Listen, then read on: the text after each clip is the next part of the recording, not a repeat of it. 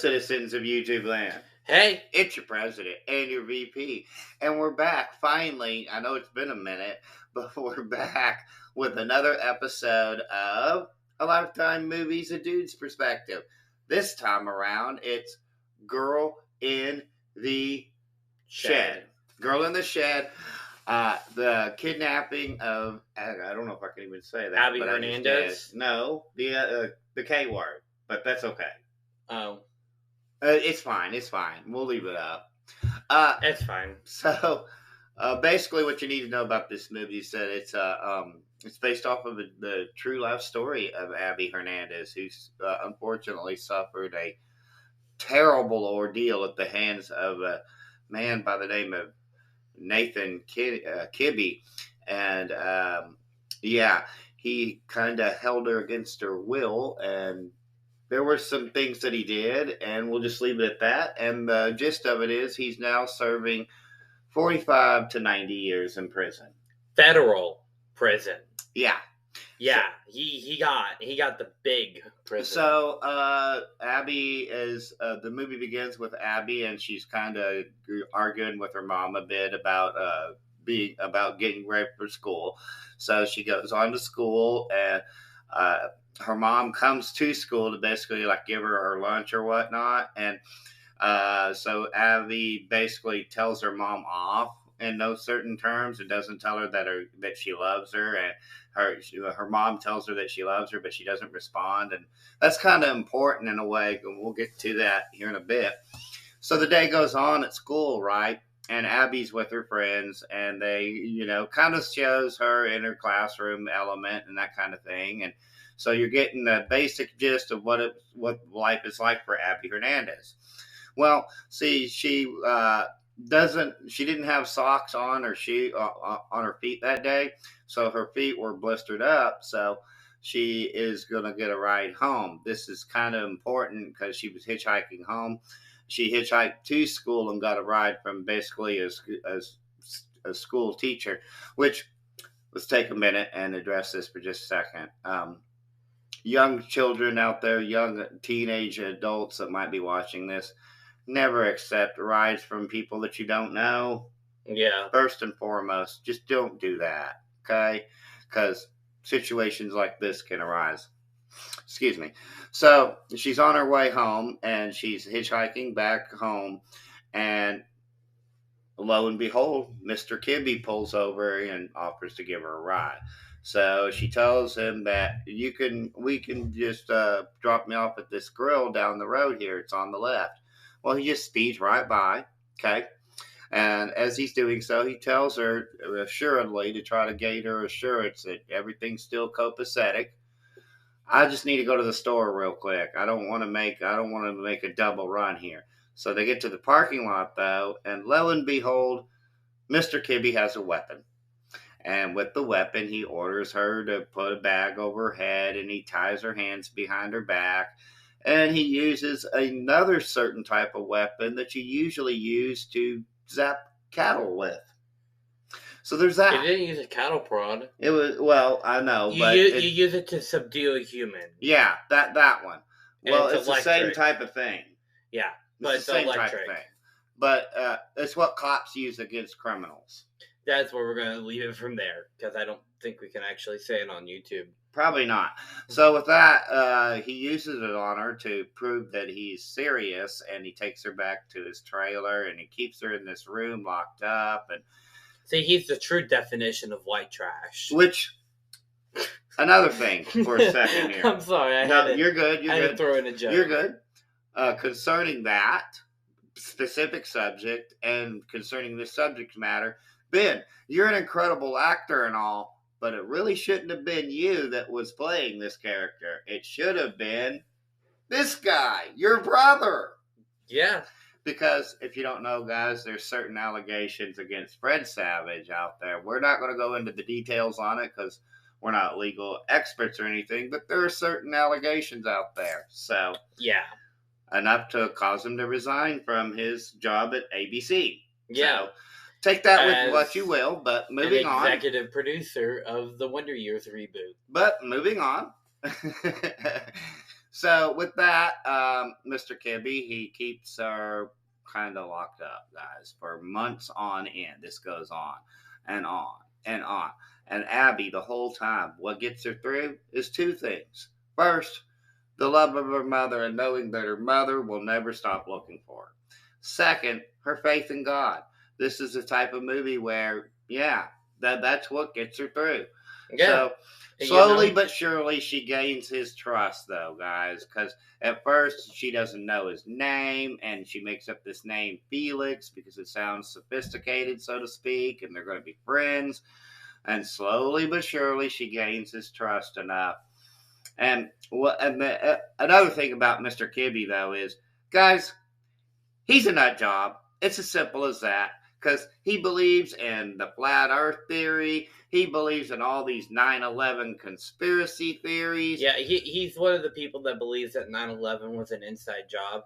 And guys, just to go off topic real quick, if you take a giant metal object that's going 0.08 Mach, which is near the speed of sound, and you ram it into another giant thing that isn't going any stationary speed, that's stationary, that thing is going to go.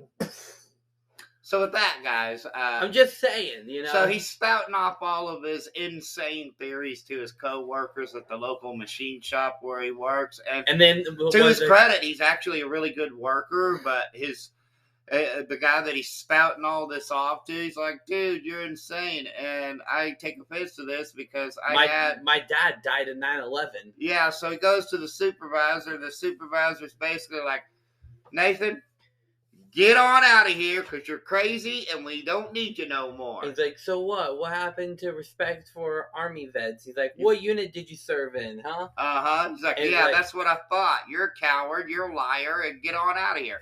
So he freaks out a little bit, though, because now he has no source of money. So what does this genius do? He decides he's going to go on the internet. He's going to take a copy of a $100 bill, and they're going to Photoshop it and saturate it and try to get it the right color. And he makes Abby work on this with him. So he prints up all this money. Counterfeit money. Yeah. We can say that. Okay. We can say counterfeit. The rules are still kind of weird on YouTube sometimes, guys. So yeah, he prints a lot of counterfeit money, and basically what really happens is that he goes searching for a woman of the night on a certain website, if you will, and he pays her in counterfeit money, and she's like, "Hey, genius, you paid me with counterfeit. Now I know where you live, and the cops are coming after you, and they know where you are." And she's like, click, and he's like, oh crap, and this is basically what sets the downward spiral of him finally getting caught. So he's panicking, and he orders him and her to scrub the house of her DNA. But Abby's smart, see? As she's doing this, she plucks one of her little hairs out, kind of tosses it aside, and so Mr. Kibbe decides he's going to take Abby, and he takes her back to this one spot where earlier in the movie it's a little significant that there's this horse that comes up to her, and she pets it, and that's actually very significant in the movie, as is, like I said, her faith in God and the fact that all of this is happening. Yeah. And at one point she tells him, though, that she didn't tell her mother that she loves her, and that was a callback to earlier. So it all kind of flows like that.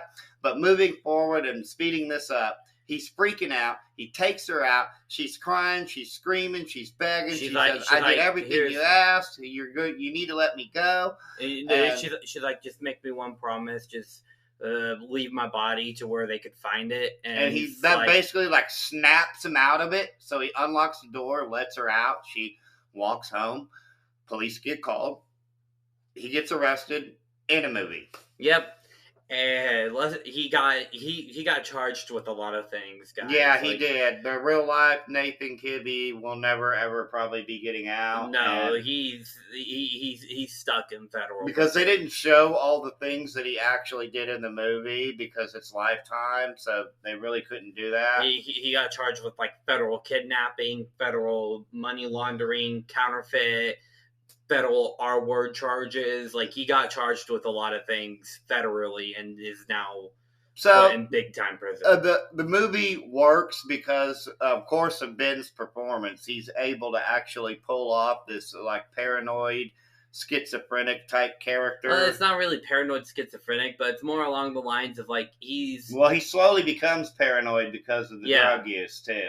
Because he slowly becomes paranoid, but I mean that's just because he's a conspiracy theorist, and also the fact that he may or may not have borderline personality disorder. He probably does, because this dude like gets violent and aggressive at the slightest set off. Like he would definitely probably need to get into some anger management classes in prison, because they based the character off of him. So it was based off of Abby's memoir and her real life experience.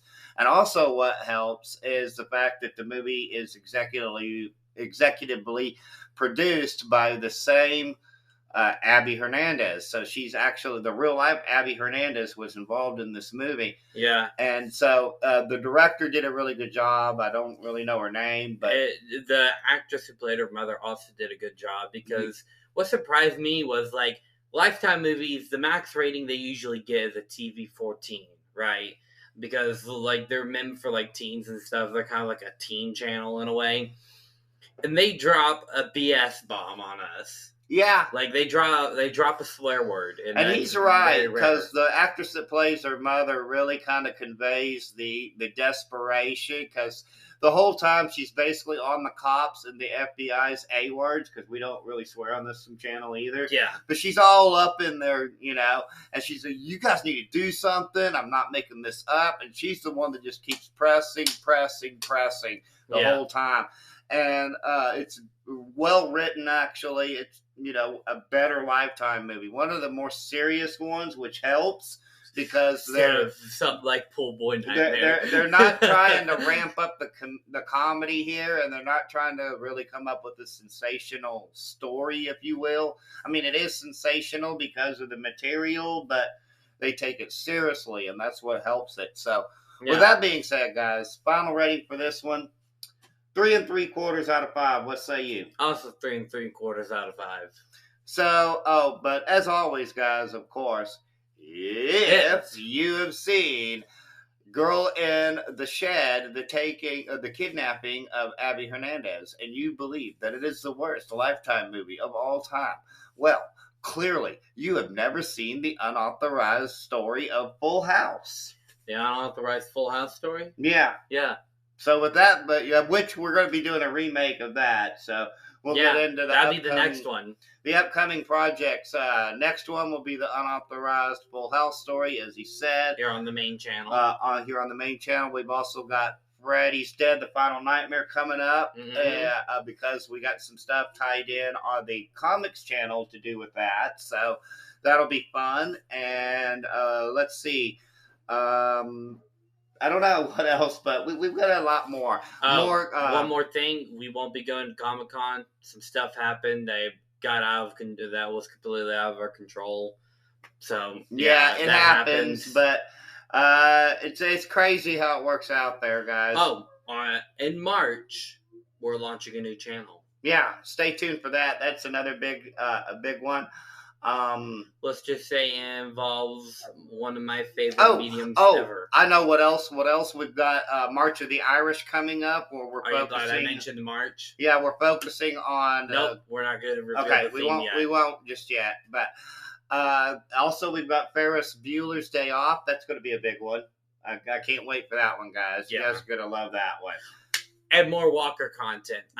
More Walker content, because we've also got a special episode concerning Walker that's going to be coming out in the near future, so look out for that. But with all that being said, guys, let's wrap this up, and there's only one thing left to say, and that, of course, is Peace and love from Denny and Son. Bye.